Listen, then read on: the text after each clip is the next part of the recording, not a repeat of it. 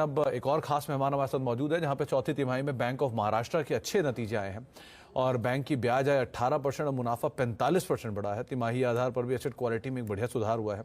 Net interest margin भी 4% के करीब पहुंच गए हैं। नंबर से बातचीत करने के लिए हमारे साथ बैंक के MD and CEO Nidhu Saxena sir मौजूद हैं।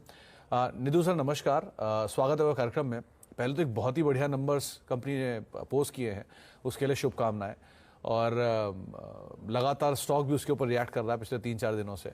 पहले तो की हाईलाइट सर, क्या इस क्वार्टर में ऐसी क्या सिचुएशन रही जिसके दम पर इतने बढ़िया नंबर्स पोस्ट होते हुए दिखाई पड़े, और क्या की ग्रोथ ड्राइवर रहे इस क्वार्टर के नंबर्स में? नमस्कार। आपने जो बैंक की परफॉर्मेंस को लेके कमेंट किया है, ये हमारी परफॉर्मेंस, मैं सिर्फ इसमें इतना जोड़ना चाहूंगा बात का कि ये सिर्फ इस क्वार्टर का नहीं है, लेकिन इस टाइप का परफॉर्मेंस हम लास्ट 12 to 13 क्वार्टर्स कंटिन्यूसली हम हर पैरामीटर्स, जो हमारे ग्रोथ पैरामीटर्स हैं, प्रॉफिटेबिलिटी रेशोज हैं, हमारे एफिशिएंसी रेशोज हैं, उसमें हम क्वार्टर दर क्वार्टर इसमें एक इम्प्रूवमेंट दिखा पा रहे हैं। और अगर ओवरऑल अभी जो बिजनेस हुआ है इस मार्च 24 क्लोजिंग का, तो हमने 16% अपना एडवांसेस में ग्रोथ ली है।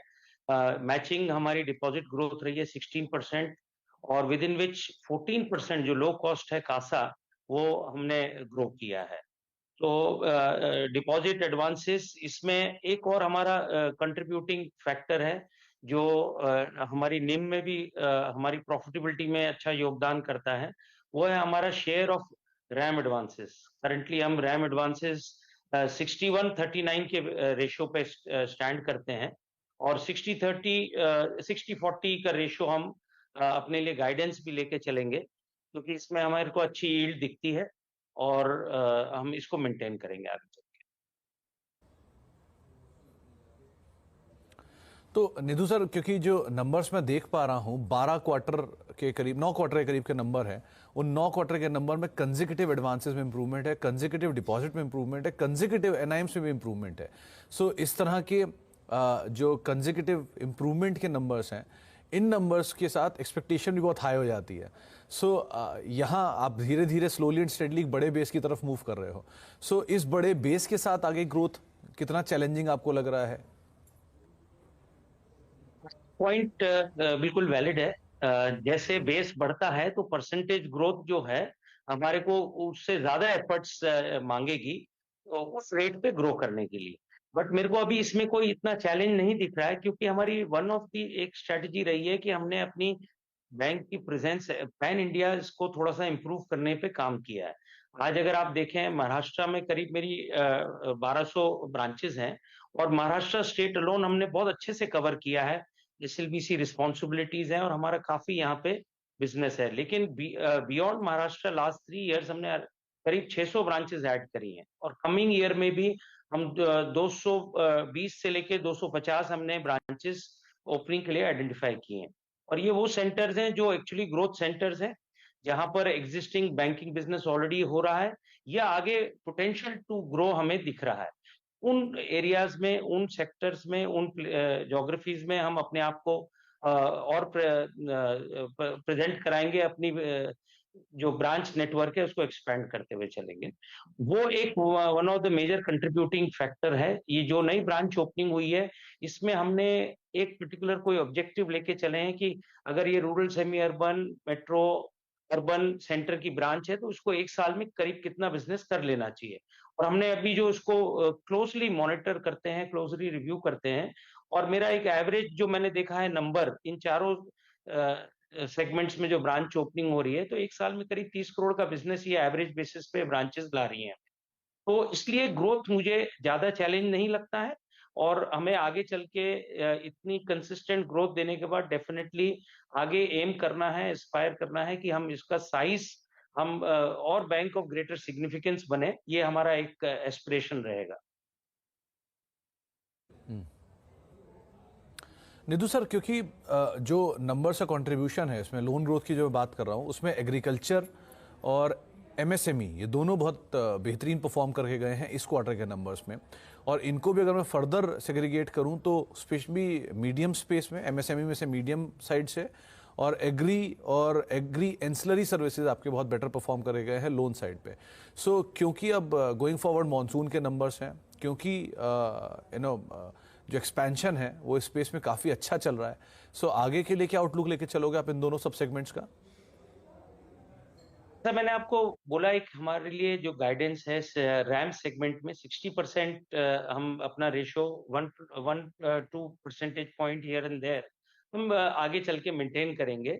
और लेकिन इसके अंदर अगर हम इस कंपोनेंट को ब्रेक करते हैं तो 25% करीब मेरा रिटेल है, एमएसएमई 20% है और 15% करीब एग्री है। इसमें हम एग्रीकल्चर सेगमेंट में हम इन्वेस्टमेंट क्रेडिट पे थोड़ा फोकस ज्यादा कर रहे हैं। और हमारा ये है कि ये तीनों सेगमेंट में अंडरराइटिंग जो हो रही है, वो एक अच्छी क्वालिटी पोर्टफोलियो बिल्ड हो रहा है, नहीं हो रहा है, वो हमारे लिए मोस्ट इम्पोर्टेंट है। तो इसमें हमने जो अभी एक इनिशिएटिव लिया हुआ है कि तीनों सेगमेंट्स में जो लोन सैंक्शन होता है, वो अंडरराइटिंग ब्रांचेस में ना होके सेंट्रलाइज्ड प्रोसेसिंग सेल्स हमने दिए हैं हर जोनल ऑफिस में, जो रिटेल का बिजनेस, जो एमएसएमई के लोन्स और एग्री लोन्स को केटर करते हैं। और सेंटर की सारी ब्रांचेस इनसे मैप्ड है और आगे चल के हम जो सेंट्रलाइज सेल से सैंक्शंस हो रही हैं उसमें कवरेज इसको हम स्टेडीली बढ़ा ही रहे हैं। तो सेंटर के बाहर की जो ब्रांचेस है जहाँ पे सेंट्रलाइज सेल फंक्शनल है, उनको भी हम इससे मैप कर रहे हैं। और हमारा ये मानना है कि जो पोर्टफोलियो ग्रो करना है उसमें overall quality of portfolio is very very important. Number two, when it comes to monitoring the portfolio, जब हमने पोर्टफोलियो एक्वायर किया है, एक अच्छा क्वालिटी बिल्ड किया, तो हमारा उस काम खत्म नहीं होता है, इसको हम बहुत क्लोजली मॉनिटर करते हैं। और हमने एक इफेक्टिव रिकवरी कलेक्शन मैकेनिज्म बनाया हुआ है। जैसे लोन इंस्टॉलमेंट, एक टर्म लोन में अगर ड्यू हो रही है, उससे पहले एक बोरोवर को एसएमएस जाता है सेंट्रलाइज सिस्टम से कि उसकी इंस्टॉलमेंट ड्यू हो रही है, और इंस्टॉलमेंट का एक रिमाइंडर जाता है। अगर ड्यू डेट पे सिस्टम में वो जी। इंस्टॉलमेंट नहीं आती है तो अगेन अ रिमाइंडर गोस, और उसके बाद वो क्रेडिट नहीं आता है तो हम उस डेटा को, उस अकाउंट को बैक एंड पे कॉल सेंटर से आउटगोइंग कॉल कराते हैं। और नहीं अगर रिकवरी आ रही है तो हम उसमें आगे चल के ओके। जहां पर हमारे क्रेडिट मॉनिटरिंग सेल्स हैं जोनल ऑफिस में, जरूरत पड़ने पे फीट ऑन स्ट्रीट का भी हमने अरेंजमेंट रखा है। इस टाइप के इनिशिएटिव्स हैं हमारे यहाँ कि लोन ग्रोथ होगा और उसमें एक प्रॉपर क्वालिटी पोर्टफोलियो बिल्ड हो और आगे चल के उसकी मॉनिटरिंग हो। तो इसमें आप देखेंगे हमारा जो जी। स्लिपेजेस का नंबर है वो ओके। बहुत रिस्ट्रिक्टेड स्लिपेजेस है।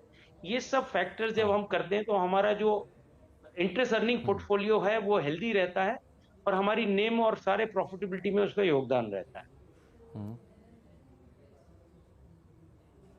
जी। चलिए निधु सर, बहुत बहुत शुक्रिया, समय का अभाव है वरना आपसे और बात करते हैं, लेकिन बहुत बहुत शुक्रिया और एक बार फिर से बहुत बहुत शुभकामनाएं बढ़िया नंबर्स पोस्ट करने के लिए।